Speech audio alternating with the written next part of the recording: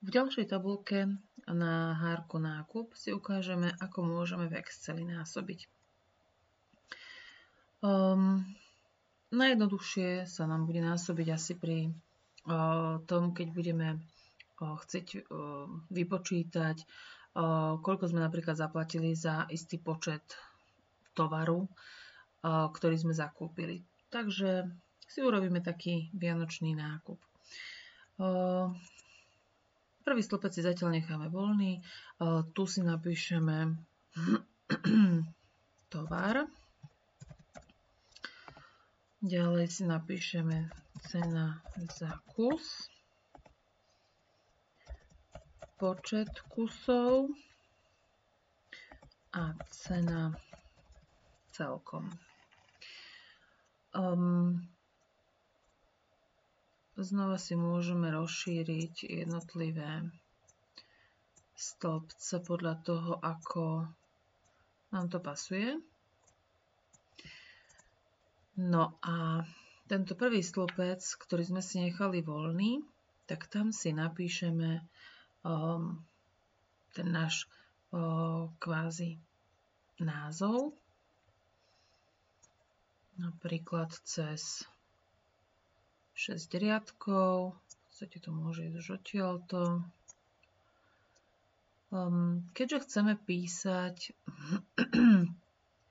tento nápis troška inak, než sme doteraz boli zvyknutí, aby sme si ukázali ďalšiu funkciu, zlúčime si tieto bunky a napíšeme si tam nákup. Tento nadpis, takto napísaný, nám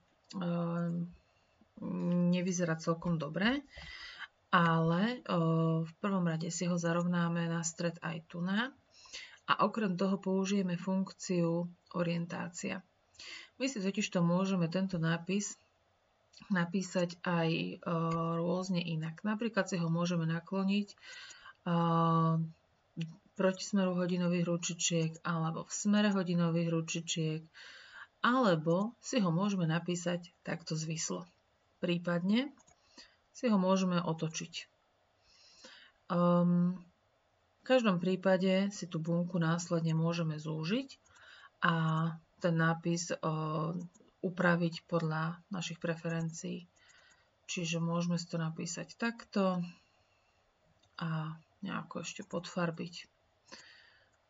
Ďalej si môžeme podfarbiť hlavičku. No a tu už si vpíšeme jednotlivé názvy tovarov. Tabuľku si môžeme samozrejme orámovať. Čiže môžeme nakupovať napríklad v potravinách, čiže si kúpime ako základ, alebo ako prvé budú rožky. Ďalej môžeme kúpiť nejakú paštétu. Potom si môžeme kúpiť ryby. Ďalej načítanie počas Vianoc kniha. A tiež nejaká kozmetika ako darček. No a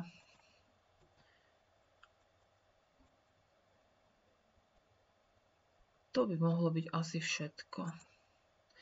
Cena za kus pri rožkoch by sa mohla pohybovať nejakých 0,06 eur. Keď sme už pri tom eure, tak nebudeme ho písať ručne, ale keďže každý jeden ten kus bude stať,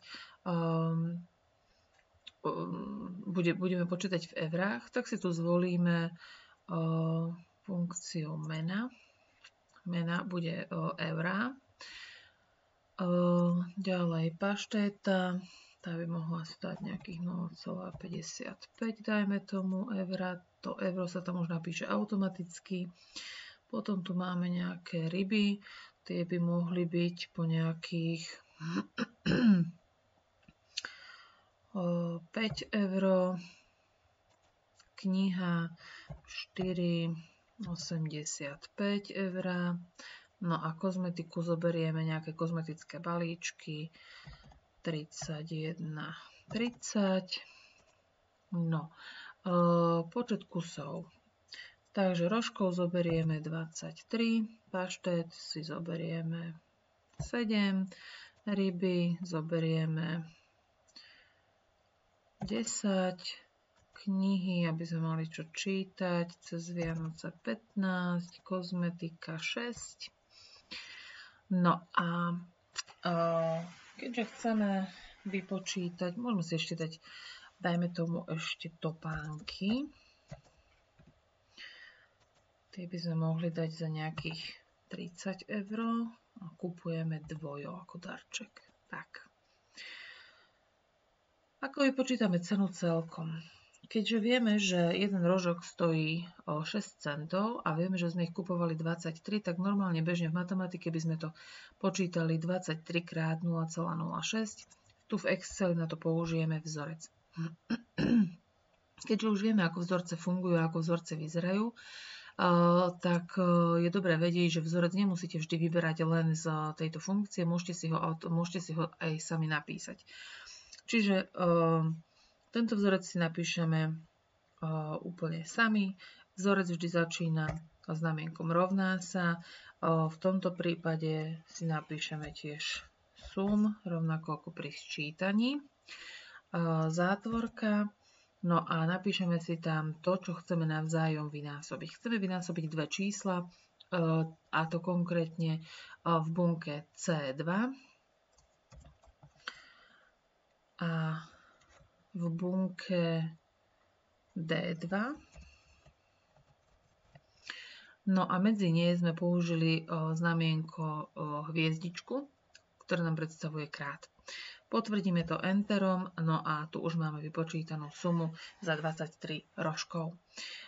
Aby sme nemuseli ten vzorec zadávať v každom riadku osobitne a nanovo za každým, použijeme túto funkciu malého čierneho krížika, kde si to iba potiahneme a každý riadok, každá položka sa nám vlastne vypočíta automaticky.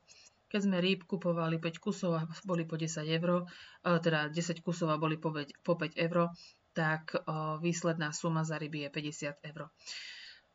Samozrejme chceme vedieť, koľko zaplatíme za tovar spolu, takže tu si napíšeme spolu. No a tento raz ale nechceme použiť násobenie, pretože my chceme tieto čísla spočítať. Takže keďže ich chceme spočítať, stačí, keď použijeme funkciu automatický súčet. Skontrolujeme si, či nám počítač správne označil čísla, ktoré navzájom spočítať chceme.